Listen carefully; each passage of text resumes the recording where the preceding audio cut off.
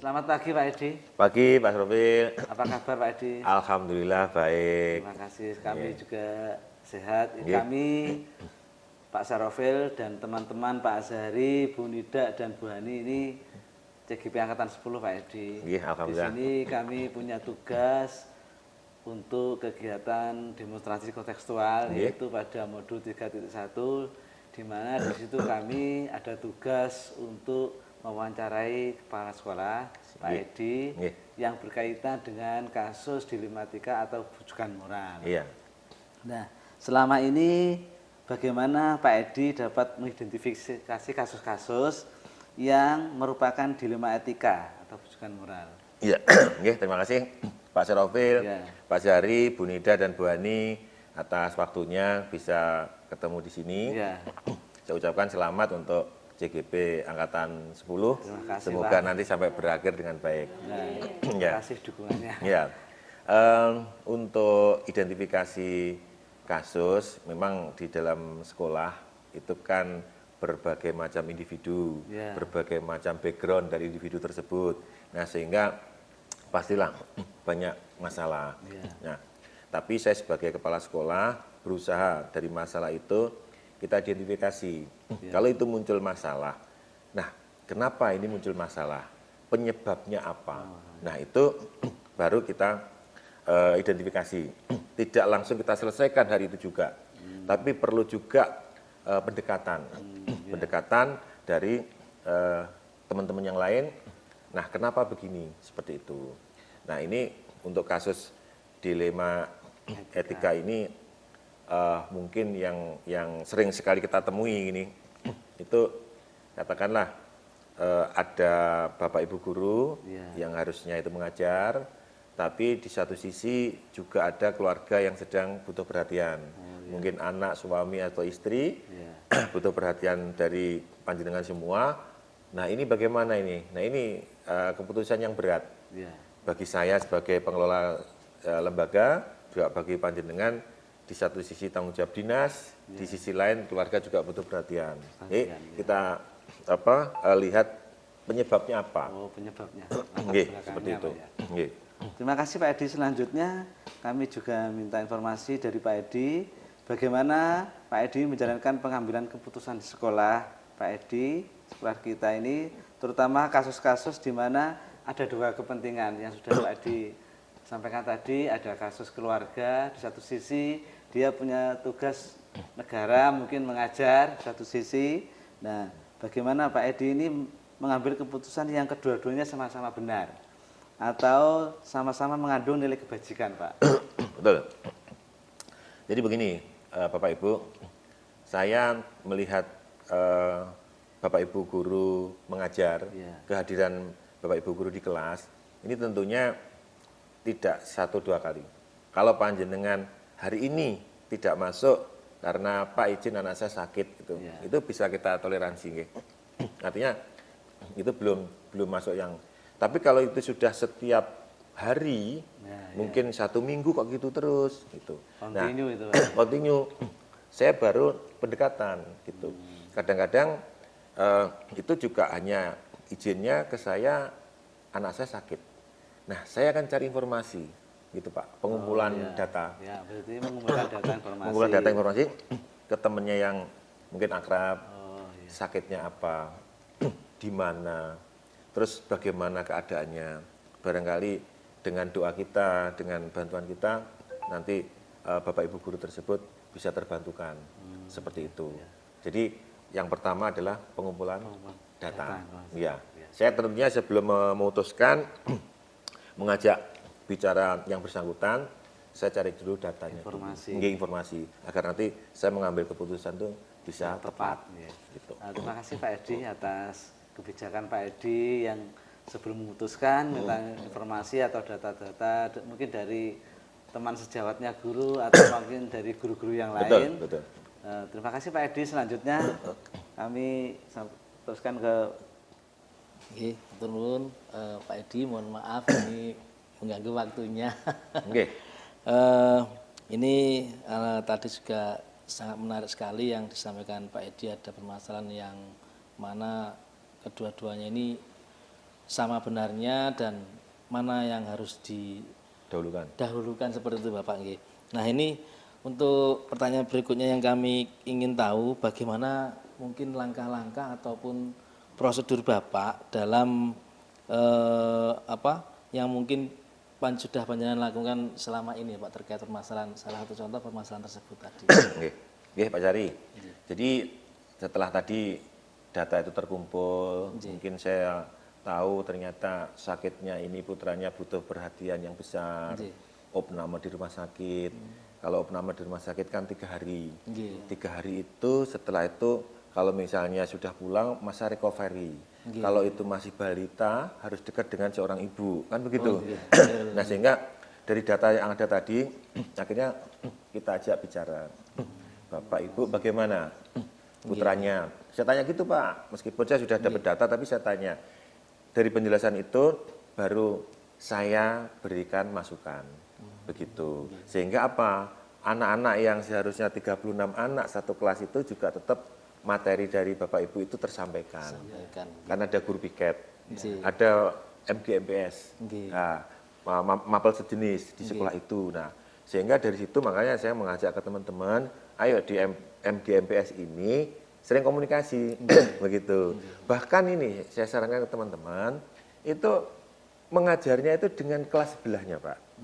Nah, dengan kelas sebelahnya. Kalau dengan kelas, oh saya Senin ini yang ngajar ini sebelah saya Bu Hani. Bu Hani tolong dong, ini anak-anak tugasnya ini. Kalau perangkat kita lengkap, nah, anak-anak bisa ngerjakan. Nah, sehingga Bu Hani itu ngawasi, bukan mengajar sekali lagi. Dan ini tidak harus mata pelajaran sejenis, tapi bisa juga mata pelajaran lain. Yang lain. Iya, itu hanya ngawasi aja. Karena apa? Perangkat kita lengkap. Begitu, gitu Pak Sari. Terima kasih Bapak. Kemudian ini pertanyaan berikutnya, hal-hal apa saja yang mungkin selama ini yang menurut Bapak efektif dalam pengambilan keputusan, misalnya dalam mungkin kasus-kasus dilema etika itu Bapak? Memang yang sangat efektif itu tadi Pak. Yang pertama pengumpulan data. Yang kedua mungkin juga dengan orang yang berpengaruh. Seperti itu.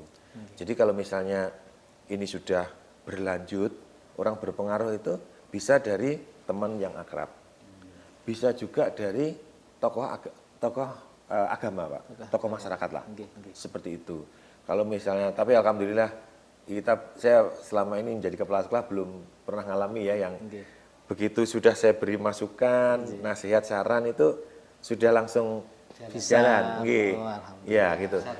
Bisa teratasi. Jadi saya tidak melibatkan pihak luar. Sehingga yang pertama tadi itu pengumpulan data. Setelah itu ada solusi. Karena apa? Di sekolah itu sudah ada sistem, Pak. Ada guru piket dan lain sebagainya. Nah, sehingga dengan kepanikan Bapak Ibu guru mengajar, terus di rumah ada yang butuh perhatian, sakit misalnya. Nah, ini dua-duanya bisa jalan. Seperti itu. Saya pernah ngalami gini, Pak. Saking gurunya ini tanggung jawab. Itu tugasnya ditaruh dulu, Pak. Anak-anak dikondisikan, nanti kerjakan ini, tugasnya ini, dipelajari ini, kerjasama dengan guru sebelahnya tadi, ditinggal pulang, Pak. Nah, ngasih obat ke putranya. Habis itu balik pas jamnya selesai. Begitu, juga ada begitu, Pak. Nah, sehingga dengan begini semuanya sudah jalan. Si kecil juga dapat perhatian, si anak 36 juga dapat perhatian, gitu. Sehingga seperti itu yang saya kira bisa efektif itu. Siswa tetap belajar. Karena Bapak Ibu guru kan sudah punya program 1 semester. Nah, modul ajarnya juga sudah lengkap. Nah, itu harus tersampaikan, Pak. Jangan sampai kalau dulu waktu saya masih jadi guru, jadi kuliah juga target kurikulum tidak tercapai. Jangan sampai, Pak. Gitu. Seperti itu. Alhamdulillah luar biasa Bapak, ini sangat menginspirasi juga bagi kami. Itu juga salah satu tadi ya juga komunikasi juga tadi Pak, itu sangat komunikasi bagus dan luar biasa menurut kami juga. Terima kasih Bapak atas ilmunya. Dan ini ada teman kami juga akan mau bertanya atau menyampaikan hal-hal yang terkait dengan dilematika. Monggo Bu Hani apa Bu Nida?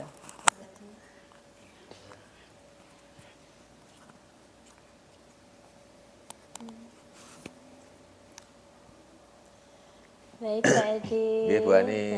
saya ingin meneruskan kembali apa yang kami butuhkan untuk tugas kami nggih Pak Edi. Untuk pertanyaan berikutnya nih Pak Edi, mungkin dalam selama ini menjalani apa itu sebagai kepala sekolah, mungkin Pak Edi pernah hal-hal apa saja yang selama ini merupakan tantangan dalam pengambilan keputusan yang telah Pak Edi alami misalnya dalam dilema etika? Ya, tantangannya itu bagaimana masalah itu bisa selesai. Jadi kita identifikasi tadi masalahnya apa? Oh, masalahnya kehadiran guru. Nah, bagaimana kehadiran guru ini bisa ada di kelas? Bagaimana guru tersebut juga bisa menyelesaikan yang di rumah? Nah, ini karena kita ada guru piket, bisa kita fungsikan piket seperti itu tadi. Jadi tantangannya itu apa? Tantangannya kalau pada hari itu Bapak Ibu guru bisa menjalankan dua tugas tadi, tugas sebagai kedinasan, juga tugas sebagai keluarga di rumah. Itu menjadi tantangan. Dalam perjalanannya si kecilnya juga sehat, materi di anak-anak juga tersampaikan. Anak-anak juga belajarnya juga bisa dikontrol. Lebih-lebih begini Bu Ani, kita kan ada daring ya, gitu. Jadi meskipun daring nanti bisa dikendalikan, tapi pengawasan anak yang di kelas ini minta tolong ke guru sebelahnya tadi itu penting biar anak-anak tidak keluar kemana-mana dari kelas gitu. Karena kalau sudah keluar dari kelas mengganggu kelas yang lain, kan gitu.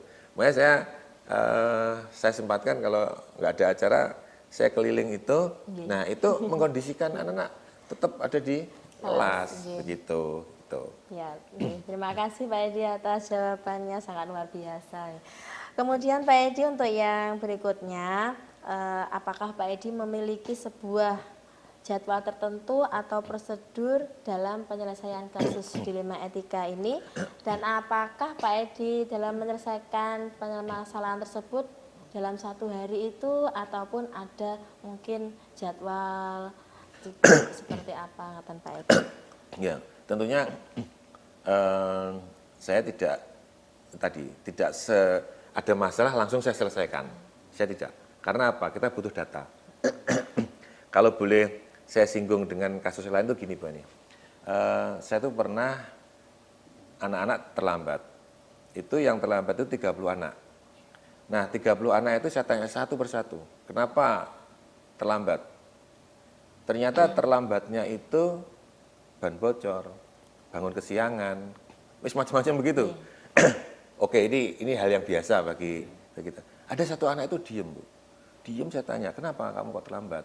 Pak, saya kalau pagi itu, saya mandikan orang tuanya sakit stroke. Bagaimana?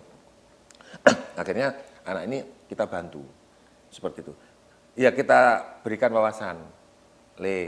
Kalau misalnya kamu mandikan bapakmu yang sakit itu, gimana kalau lebih pagi? Gitu, dia berikan nasihat seperti itu. Jadi langsung saat itu bisa kita berikan nasihat. Gitu. Cuma karena orangnya banyak, siswanya banyak, sehingga besoknya saya nggak bisa kontrol. Gitu. Saya nggak bisa kontrol. Tapi kalau yang jam ngajar, kok misalnya 1 minggu setiap hari kok datangnya terlambat terus. Nah ini bukti-bukti harus lengkap, baru nanti Bapak Ibu guru tersebut saya panggil, saya ajak bicara.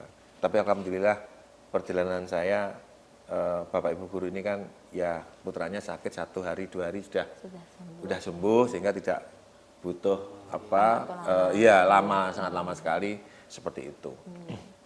Terima kasih Pak Edi atas jawabannya yang luar biasa. Berarti memang tergantung dari masalahnya gitu Pak Edi. Iya, tergantung masalahnya. Bisa selesai sekaligus ataupun nanti ada tahap-tahapan tertentu gitu Pak Edi. Betul.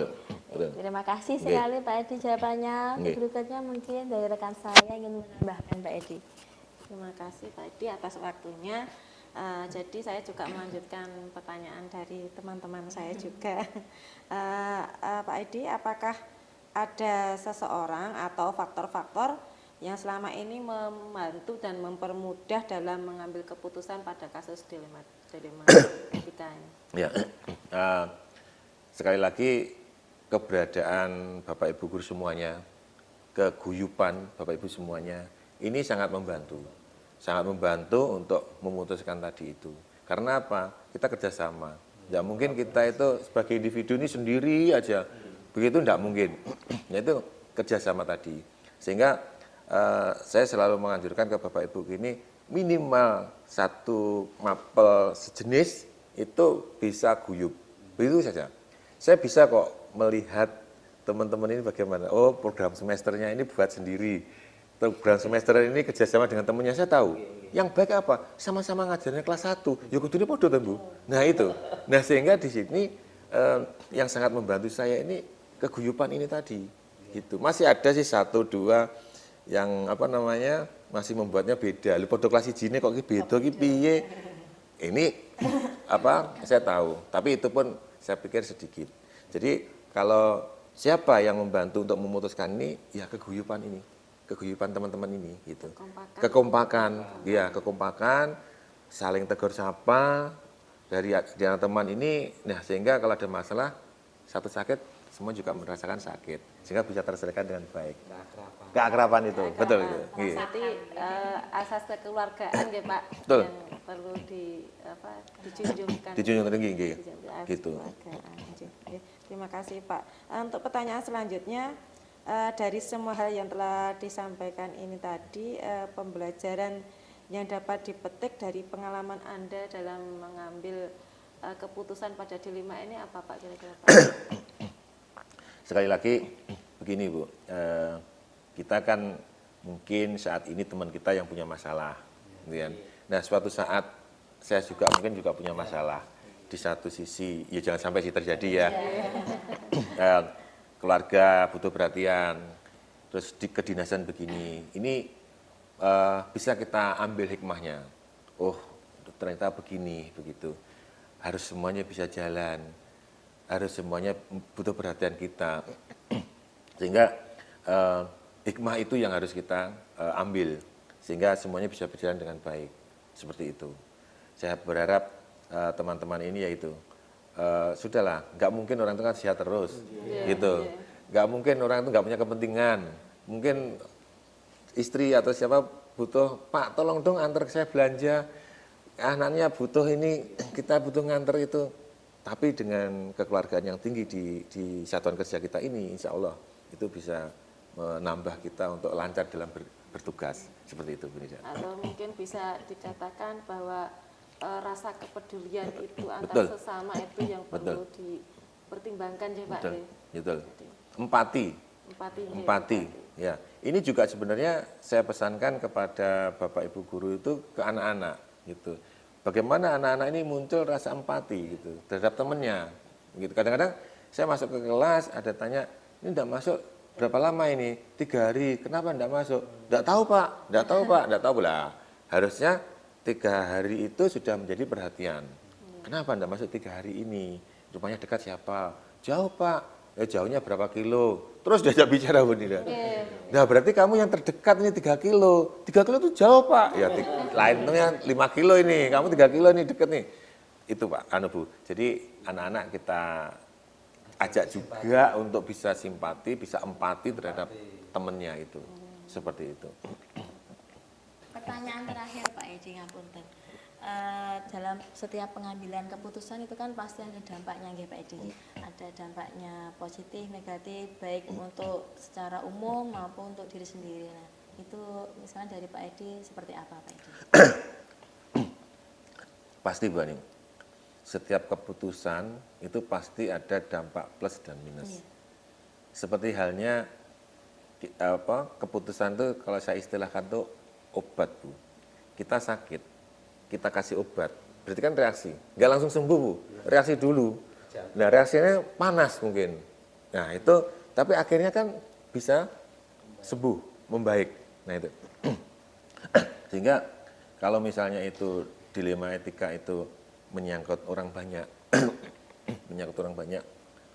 nah itu dampak itu kita lihat dulu.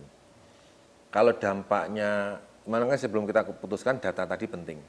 Sebelum kita putuskan, nanti dampaknya sedikit. Ya, itu berarti dengan beriringnya waktu akan hilang sendiri.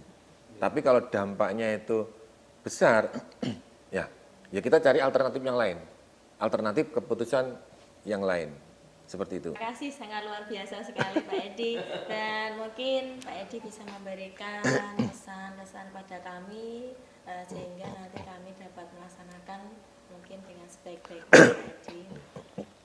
Oke, yang jelas saya mengucapkan terima kasih dari Bapak Ibu meluangkan waktu untuk ikut CGP, karena memang kedepannya nanti sekolah itu harus banyak CGP-nya Pak. Dan alhamdulillah di Ngasem ini, di Pelosok Klaten ini termasuk banyak Pak yang ikut CGP ini. Nah sehingga dari situ Bapak Ibu ini sangat luar biasa bisa membagi waktu antara CGP dengan tugas kedinasan. Nah bagaimanapun juga dua-duanya harus berjalan dengan baik, dengan timeline tertentu. Gitu. Kedinasan dengan program semester yang dibuat, CGP sudah timeline-nya juga sudah jelas. Jangan besok bagaimana dua-duanya ini bisa berjalan dengan baik. Gitu guys, semoga nanti bisa berjalan dengan lancar, CGP sampai berakhir dan tentunya sukses untuk panjenengan semua. Ya, terima kasih Pak Edi atas kesediaan Pak Edi berbagi dengan kami berkaitan dengan kasus dilema etika yang mungkin bisa kami jadikan pelajaran, referensi buat kami ke depannya sehingga kami bisa mengambil hikmah dari kebijakan-kebijakan yang Pak Edi putuskan. Oke. Terima kasih Pak Oke, Edi. semoga sukses Kerjasamanya. Oke. Kami Oke. berempat juga mohon pamit Oke. atas kesediaan Pak Edi. Kami mohon maaf Oke. bila ada sesuatu yang kurang berkenan Pak Edi. Sami-sami, semoga sukses. Amin. Oke, Mas Terima Rafil, kasih, Pak selamat. Edi. Nih, Mas Ari, Bapak. Bu Nida, Bu Ani, nggih.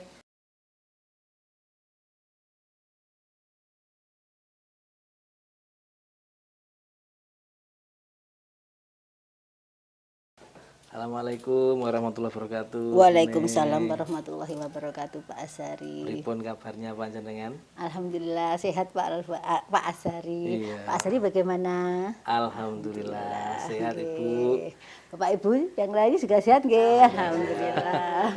Nggih, ini Ibu pindah silaturahmi. Nggih. Yang kedua ini kami dari CGP Angkatan 10. Kebetulan kami ini dari satu sekolahan Oh, nggih, Masya SMK Allah, Negeri 1 nggih. Pelosok Klaten. Nggih. Dekat dengan sekolah Ibu di sini di SDN Manggis 3 gitu. Nggih, betul. Nah, ini istilahnya ingin minta waktu sebentar. Nggih.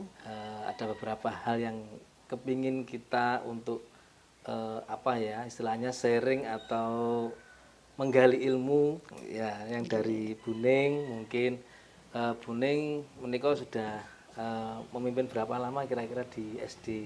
Hampir 3 tahun Pak. Nanti 3 September tahun. itu 3 tahun. Oh, alhamdulillah sudah lama gitu. Ya. Alhamdulillah. Luar biasa Ibu. Lama enggak ketemu nggih, kita dulu Nggih. juga jadi satu. Iya, satu-satu di lembaga nggih kalau di SDN Gadungan Alhamdulillah. 4. Nggih, alhamdulillah. Nggih. Nggih Buning, niki yang pertama ada beberapa hal nanti yang kami dari rekan-rekan CGP juga mau bertanya terkait dengan dilema etika. Nggih. Nah, di sini kami kepingin bagaimana pengalaman Ibu ketika menghadapi sebuah permasalahan ataupun mungkin ada solusi yang bagaimana terkait problematika dilema etika tadi. Nggih. Nah ini pertanyaan pertama Ibu. Nggih. Kira-kira mungkin selama Ibu memimpin di lembaga ini, kira-kira mungkin bagaimana panjenengan dapat mengidentifikasi mungkin kasus-kasus yang merupakan masuk dalam dilema etika tersebut. Nggih. Ibu. Mungkin. Terima kasih Pak Azari. Saya berusaha berbagi pengalaman ngaten nggih. Karena basicnya kita kan dari masing-masing ini kan berbeda. Di sini kan ada 10 guru ngaten nggih. 10 guru tambah saya kepala sekolah dari 10 9 tambah 10. Oh, nggih. Maksud saya 9 guru, 1 kepala sekolah jadi totalnya 10 guru. Nah, otomatis latar belakang kita kan beda nggih Pak nggih. Nah, mungkin dari basic pendidikan, keluarga atau juga asal kita mungkin ada yang dari kota atau dari desa. Nah, tentu saja itu menimbulkan sesuatu yang tidak bisa dimetkan secara langsung ngeten nggak butuh waktu lah nggih Pak, perkenalan kita butuh waktu. Nah, pasti itu menimbulkan yang namanya dilema etika ngeten nggih. Jadi ada pengalaman dilema etika di SD kami ngeten. Mungkin kalau boleh tahu, mungkin salah satu permasalahan apa Ibu yang mungkin terkait adanya dilema etika tersebut Ibu? Nah mungkin dari karena latar belakang yang berbeda, kebiasaan berbeda Pak. Contohnya ada beberapa guru yang sering datang terlambat, kan seperti itu. Nah sementara salah satu gurunya itu masih GTD Pak. Nah jadi itu kan dilema etika Pak. Dilemanya di mana? Kita mau negur terus-terusan dalam artian kita kasih pengertian, beliaunya juga kurang memperhatikan kan Pak. Sementara mau kita lepaskan, kita butuh beliau ya kan, itu kan namanya dilema etika. Kalau di saya itu seperti itu. Nah penyelesaiannya bagaimana itu sudah saya tindak lanjuti Pak. Saya ajak ngomong, oke lah Bu, kalau memang ada kepentingan bolehlah terlambat dengan izin nggih Pak, tapi tidak setiap hari ngaten. Jadi kemudian beliau juga berjanji untuk akan memperhatikan, misalkan di rumah harus menyelesaikan karena beliau masih punya anak kecil Pak. Jadi saya cari selalu alasan beliau apa, kenapa datang selalu terlambat. Karena anak beliau masih kecil-kecil 2, bahasanya kita kesundulan gitu loh Pak, karena beliau kan ibu-ibu sementara untuk meninggalkan anak itu kan harus mempersiapkan di rumah sudah beres baru ditinggalkan. Jadi dilemanya itu Pak Asari. Berarti apa namanya istilahnya untuk mengambil keputusan dalam menentukan sebuah kebijakan tadi, panjenengan mengambil jalan yang seperti panjenengan sampaikan tadi. Iya, pertama saya ajak ngobrol individu Pak, dari hati ke hati.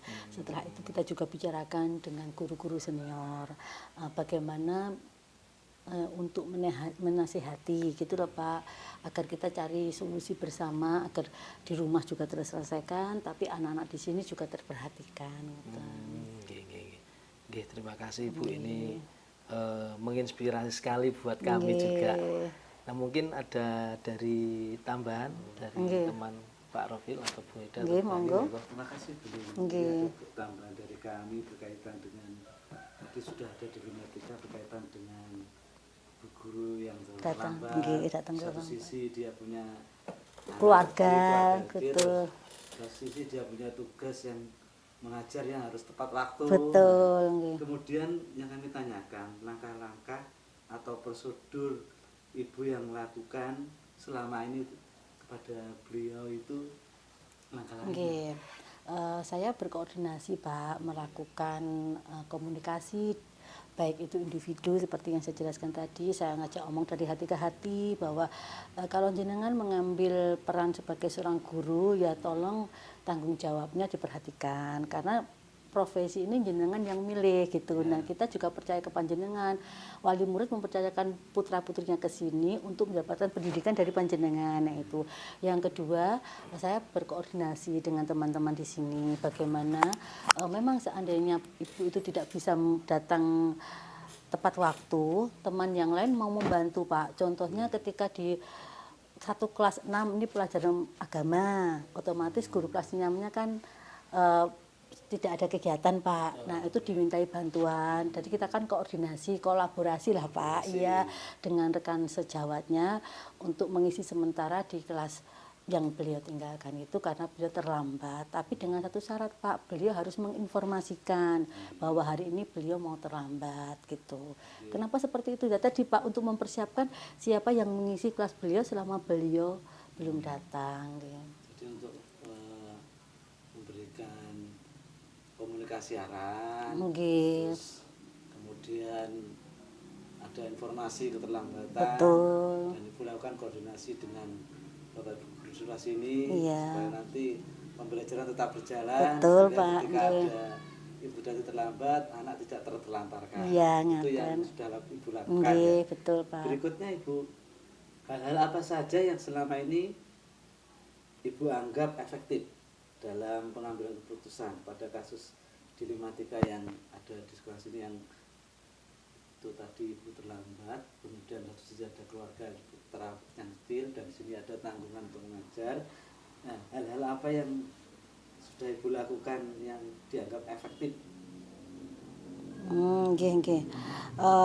Kalau saya itu mencari tahu Pak, hal-hal yang saya lakukan, mencari tahu penyebab beliau terlambat, ini kan Pak. Saya cari tahu, menggali data, mencari informasi baik dari beliau ataupun juga dari rekan sejawat. Kenapa dari rekan sejawat? Karena kan namanya perempuan bisa curhat Pak, ini kan. Nah, mencurhatkan kenapa saya terlambat, apa terjadi masalah. Nah, setelah menemukan permasalahan, kemudian saya juga itu Pak, kan kita sebelum mengambil keputusan ada 9 langkah pengambilan keputusan, menguji kebenarannya. Nah, itu saya cek and recheck lah Pak. Jadi antara informasi yang saya dapat dengan melalui teman sejawat, saya mengkonfirmasi langsung kepada beliau.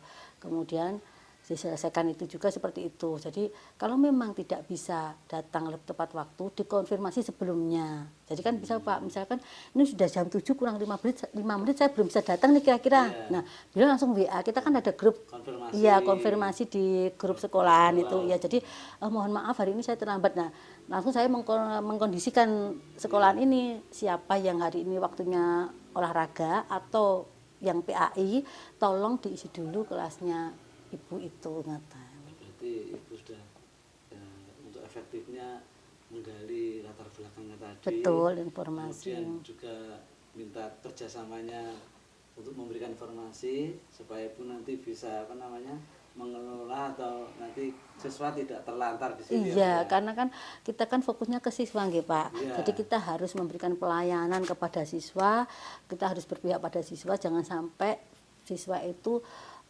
tidak mendapatkan haknya untuk memulai pembelajaran. Ya, terima kasih Bu atas informasinya. Mungkin dilanjutkan teman-teman kami buahnya atau tidak. Nggih, monggo. Nggih Bu, ini saya ingin menanyakan terkait lanjutan dari pertanyaannya dari Pak Sairofil tadi. Kira-kira tantangan apa Bu yang dalam pengambilan keputusan ketika ada dilema etika seperti itu? Tantangannya dalam pengambilan keputusan. Iya, tantangan yang saya hadapi itu untuk mengambil keputusan yang berhubungan dengan guru tadi atau dengan yang murid-murid Bu. Nah, dengan murid nih, kalau dengan murid itu kan di sini kan ada juga anak-anaknya seperti TNI itu Pak, yang orang tuanya itu berpengaruh di sini, pemuka agama, kemudian bapaknya bekerja sebagai TNI.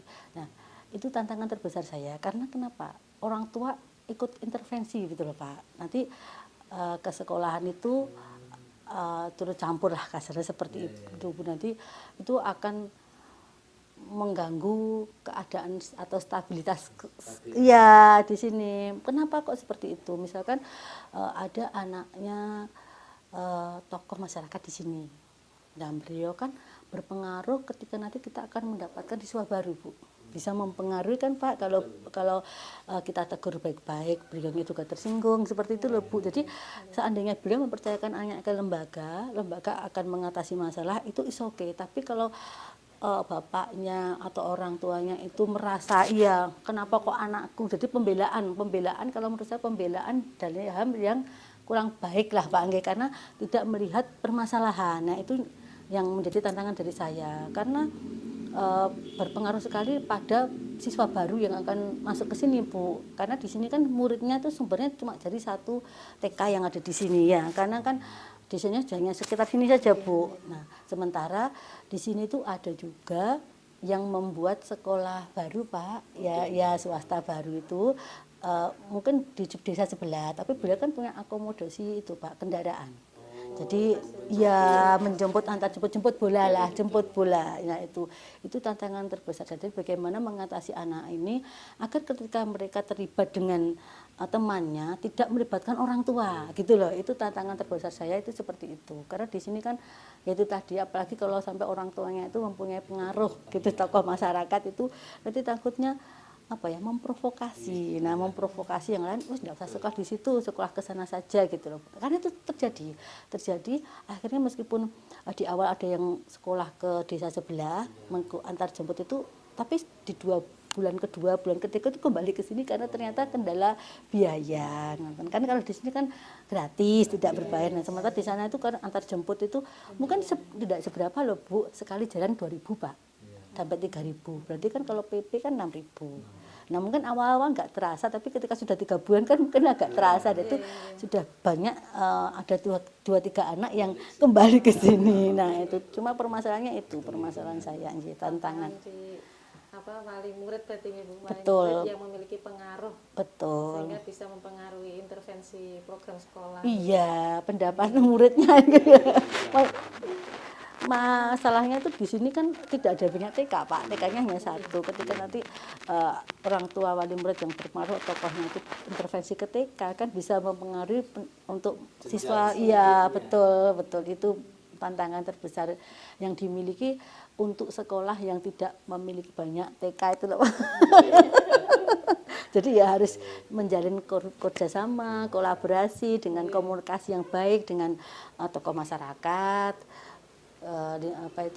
Komite, nah seperti itu. Sebenarnya pertanyaan yang keenam ini sudah menjawab, tapi saya akan tanyakan juga Bu, apakah adakah jadwal atau istilahnya prosedur untuk menyelesaikan permasalahan dilema etika? Kalau jadwal itu tidak ada, karena kan permasalahan tidak terlalu terjadi Pak, tidak ada. Oh ini setiap bulan ada, iya betul insidental, nggak terjadwal. Tapi kalau prosedurnya ada, prosedurnya tadi kan itu kita bicarakan dulu pertama dari individual. Kita bicara dulu, kemudian kita melebar, mungkin melibatkan orang tua, melibatkan guru kelas. Kemudian kalau memang permasalahan itu berat, kita juga melibatkan Bapak Komite, bertepatan ya Pak, atau kebetulan komite kita itu Pak Wo, ya, Bapak Kasun, dan juga tokoh masyarakat Kiainya NU gitu loh Pak. Iya, jadi itu libatkan. Kenapa? Apa pernah terjadi? Pernah. Dulu itu anaknya memang super, saya nyebutnya anak istimewa ya Bu. Anak istimewa itu kalau di depan kita itu baik gitu loh Pak, tapi ketika sama anak-anak itu usil Pak. Saya itu usil sekali. Kenapa? Ternyata setelah kita cari data, kita cari dilema etikanya betul, permasalahan yang terjadi, saya panggil secara individu. Ternyata dia cari perhatian Pak. Bapaknya itu tanda kutip keras, kemudian ibunya tidak berani sama bapaknya. Jadi dia itu kalau di sekolah itu seperti mencari perhatian biar diperhatikan gitu. Jadi kita ada langkah-langkah prosedur tadi, iya betul. Kita cari tahu dulu penyebabnya, informasinya seperti apa, problematikanya seperti apa, penyelesaiannya kita koordinasi dengan wali murid, kemudian melibatkan orang tua, kita panggil. Kalau memang orang tua kasarnya sudah tidak bisa ngatasi, kita melibatkan komite kita kebetulan kan warganya paham maksudnya karena lingkungan sini juga tidak begitu besar Pak, jadi paham, oh anaknya si ini, anaknya si itu gitu. Jadi penyelesaiannya seperti langsung di tempat ya. Oh iya betul, kan tergantung permasalahan Pak. Kalau permasalahannya memang ringan, berarti langsung kita selesaikan Pak. Kalau hanya anak sekedar usil mengganggu temannya, langsung kita selesaikan di tempat. Tapi kalau memang tadi anaknya terlalu kenapa Pak? Itu loh. Kalau tadi gara-gara itu provokator, provokator ngajak bolos misalkan Pak, atau mungkin rame-rame, nggak usah ngerjakan tugas, mempengaruhi temannya.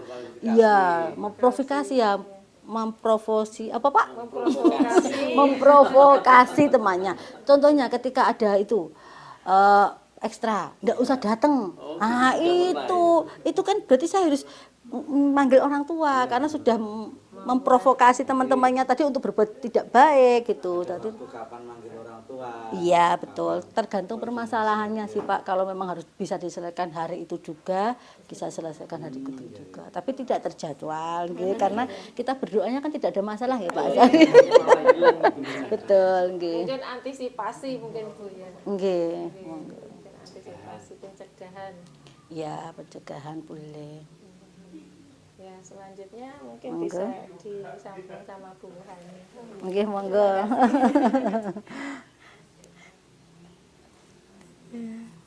Nggih. Ibu ini melanjutkan dari Nggih. teman-teman juga, mungkin beberapa pertanyaan lagi. Nggih.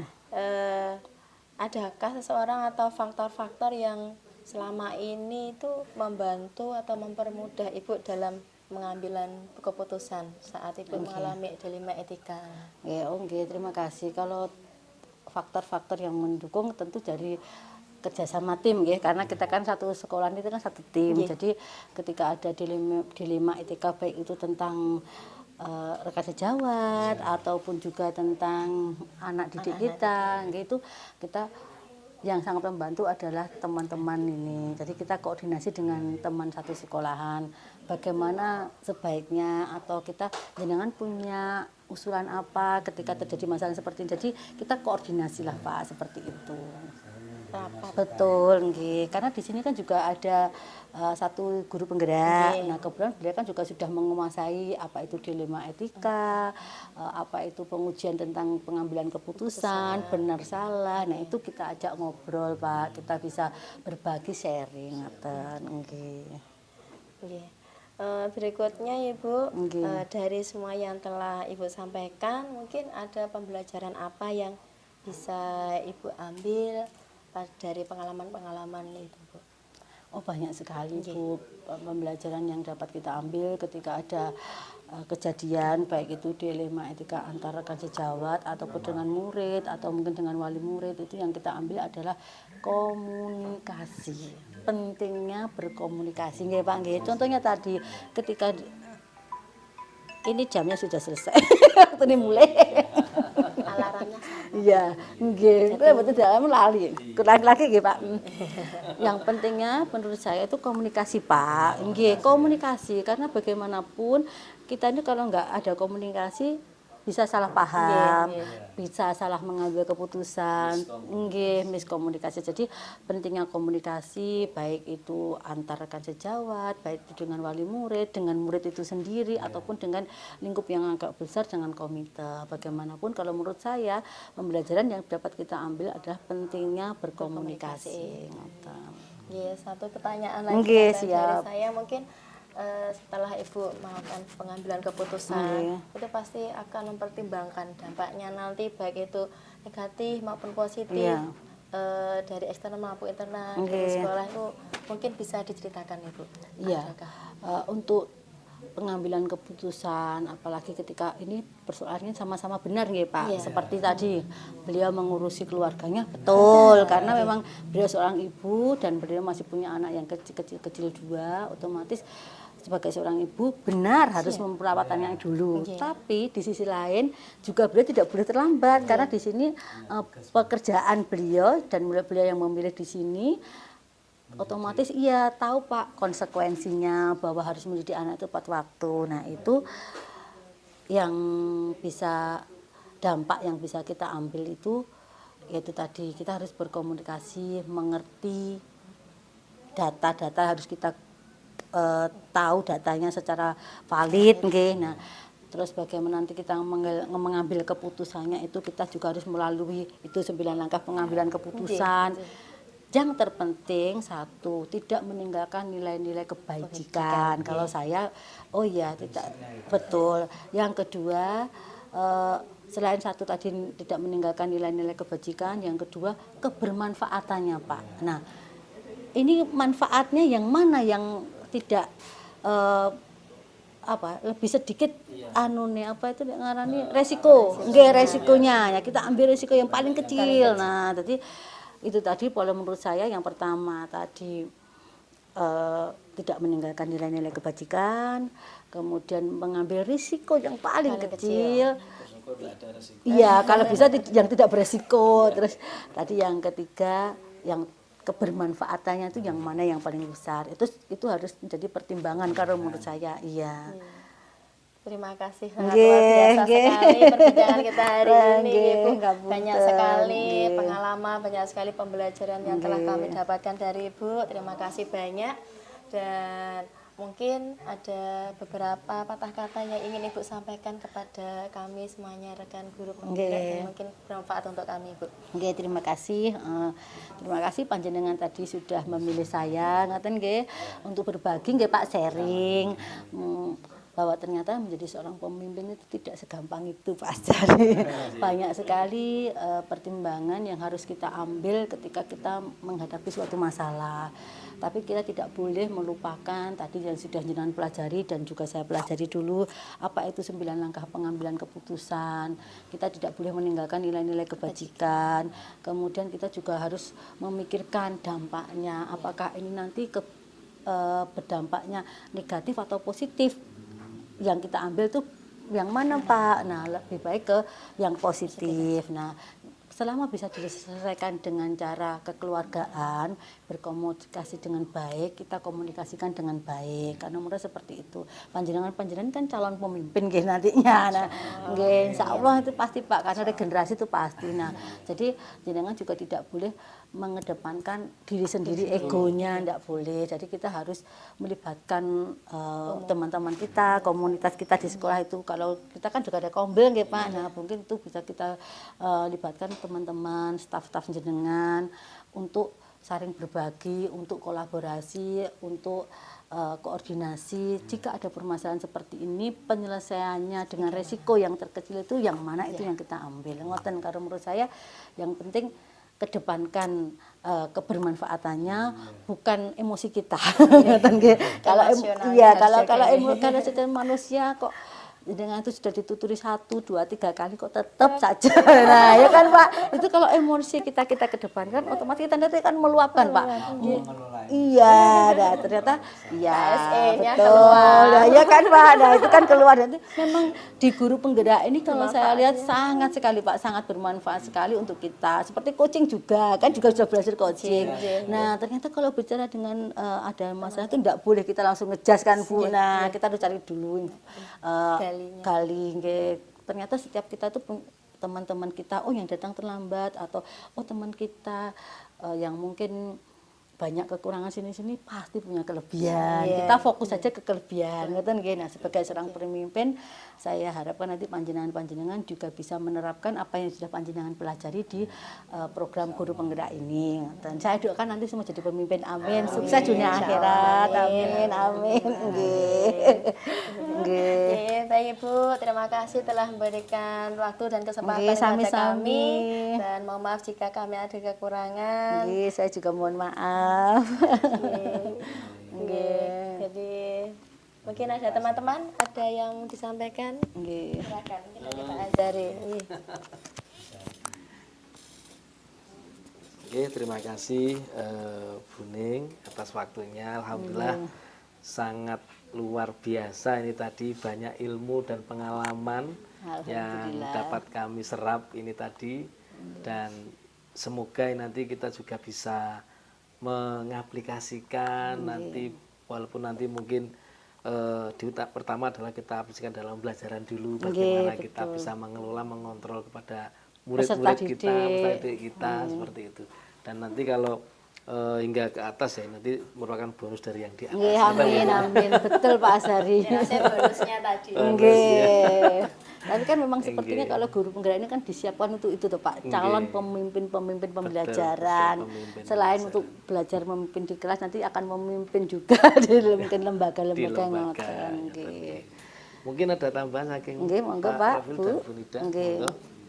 Terima kasih Bu Ning. Kami telah mendapatkan banyak pencerahan dari Bu Ning berkaitan dengan bagaimana pengambilan keputusan yang telah Bu Ning lakukan, sehingga kami mendapatkan suatu tambahan yang ini mungkin bisa kami gunakan ke depannya dalam pengambilan keputusan yang perlu mempertimbangkan di antara dua kebenaran tadi. Antara kebenaran dan kasihan, betul. Bagaimana kita bisa berjalan semuanya dengan baik tanpa ada sesuatu yang bisa mengganggu dalam pengambilan keputusan itu. Betul.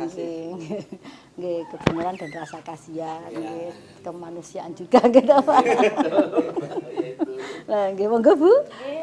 Dari Brida, sepertinya sudah diwakili Setuju nggih alhamdulillah nggih. Matur suwun sanget rawuhipun. Sami-sami Bu. Mohon maaf jika mungkin jawabannya kurang berkenan di hati panjenengan. Karena mungkin kan di SMA, di SMA kan mungkin permasalahannya lebih kompleks nggih Pak. Kalau di kami karena jumlah gurunya juga sedikit, muridnya juga sedikit, semoga sedikit sekali Pak. Cuma ini ilmu ini yang tidak ada apa ya, sangat enggak, bagaimana kita mau menilainya karena ini pengalaman yang sangat luar biasa. Diskriminasi. Dan mungkin setiap sekolah itu pasti ada. Iya pasti ada. Dan ini bisa diterapkan di segala jenis jenjang. Kalau mungkin yang PNS, P3K kan nggak mungkin terlambat Pak, karena ada itu, ada itu absensi. Nah tapi kalau yang iya, kalau di apa itu tadi yang DPT itu kan kita mau tekan kasar dibalik nih Pak, bayarannya lebih loh kan direpot loh Pak Teringat pada saya dulu. iya lagi mau ditekan itu kan kita juga sadar diri loh Pak, karena kita juga memberi iya lah gitu, makanya itu kan D5 ETK sekali waktu, tapi akhirnya ya tadi lah win-win solution lah akhirnya. Pokoknya kita ingat katanya permasalahan tidak mungkin tanpa solusi ya Pak. Pasti ada solusi. Cuma kita mau nggak nyari solusi. Oke, alhamdulillah terima kasih banyak Bu Ning atas ilmu dan wawasan yang sangat luar biasa ini. Semoga manfaat untuk kita semua. Amin amin amin. Ya, amin. Dan ini kami mau undur diri dulu Bu Ning. Sekali lagi kami ucapkan banyak terima kasih atas waktu dan semuanya dan macam-macam ini. Jadi matur nuwun sangat. Salam buat teman-teman Bapak Ibu guru di SD Nangis 3. Nggih. Waalaikumsalam. Akhiri wassalamualaikum warahmatullahi wabarakatuh. Waalaikumsalam warahmatullahi wabarakatuh. Nggih, matur suwun Pak.